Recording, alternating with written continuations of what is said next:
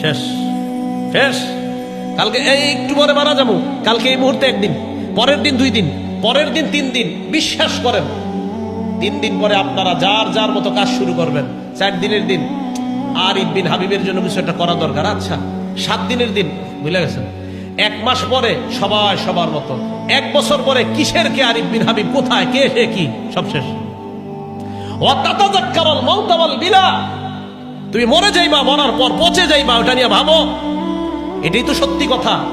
আমি আপনি মারা যাওয়ার পর আমার সন্তান আদি, আমার আত্মীয় স্বজন আমাদেরকে দাফন করে দিবেন। দাফন করে দেওয়ার পর একটু বলবে এই সেই, সে ভালো ছিল, সেই ছিল, সেই ছিল। 2 দিন 3 দিন আস্তে আস্তে সবাই সবার মতো চলবে। আপনার বাড়ি গাড়ি সব রয়ে গেল। এটা নিয়ে ভাবেন যে আমি যা কামাই করেছি, যা বর্জন করেছি, সব রয়ে গেল, আমি কবরে চলে গেলাম। ভাইও আজকে থেকে ভাবেন, আজকে রাতে মাথাটা বালিশে লাগান, একটু সময়ের জন্য ল্যাপটা মুড়ি দেন, কম্বলটা মুড়ি দিয়ে চোখটা খোলেন, দেখবেন আপনি অন্ধকার, কিছু দেখা যায় না।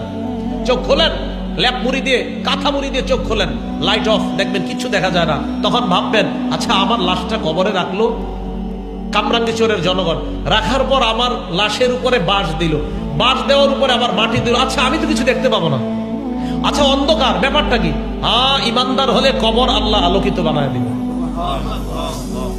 ভাই কথাগুলা ভাবে।